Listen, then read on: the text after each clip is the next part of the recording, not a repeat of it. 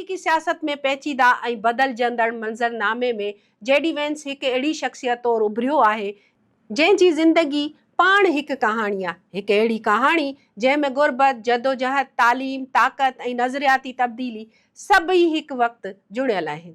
James Donald बाउमैन 2 अगस्त 1984 में middle town में पैदा थियो, हिकु अहिड़ो शहर जेको कंहिं वक़्त में स्टील जी पैदावार जो मर्कज़ हो। संदसि वालदेन में तलाक थी वई, अमड़ हीरोइन जे नशे में फासी वई, पर संदसि परवरिश ॾाॾो ऐं ॾाॾे जी हवाले कई वई। वेनिस पंहिंजी यादगिरियुनि जी किताब में लिखियो आहे, जेकॾहिं ॾाॾी जो हथु संदसि मथे ते न हुजे हा त शायदि हू बि कंहिं घिटीअ जे कुंड में नशे जी हालत में मरी चुको हुजे हा। जेडी वेंस जॾहिं 2003 में हाई स्कूल मुकमल कयो त वटसि को वाज़े रस्तो न हो। हुन कॉलेज बदिरां अमरीकी मैरीन कोर में भर्ती थी 4 साल गुज़ारिया। इन अरसे में हू इराक जंग दौरान बि मुक़रर रहियो, जिते हुन पब्लिक अफेयर्स में कमु कयो ऐं हिकु भेरो अमरीकी नायब सदर डक चीनी खे ब्रीफिंग बि ॾिनी। फ़ौजी ख़िदमत खां पोइ हुन ओहायो स्टेट यूनिवर्सिटी में दाख़िला वरिती ऐं 2009 में सियासत ऐं फ़लसफ़े में ग्रेजुएट थियो। पोइ येल लॉ स्कूल मां कानून जी डिग्री हासिल कई। ही हिकु अहिड़ो क़दम हो जंहिं खेसि आम मज़दूर तबके मां कढी अमरीकी एलीट जी सिफ़ में आणे बीहारियो।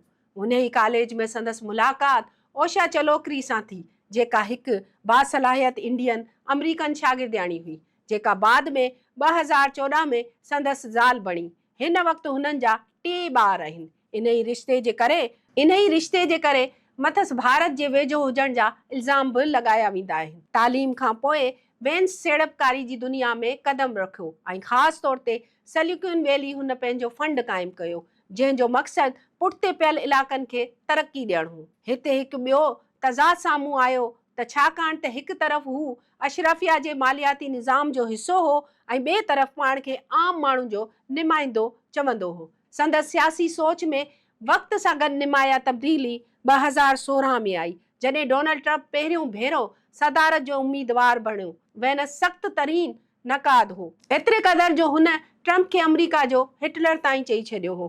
पोइ हुन यू टर्न वरितो ऐं ट्रंप जो मज़बूत हामी बणिजी वियो। हू पहिरियों सेनेटर बणियो, उन खां पोइ तरक़ी कंदे ट्रंप जी नायब सदर जे उहिदे ते फ़ाइज़ थियो। हू अमरीका जो ॿियो घटि उमिरि नायब सदर आहे। हू ट्रंपिज़म जो वारिस सम्झो वञे थो।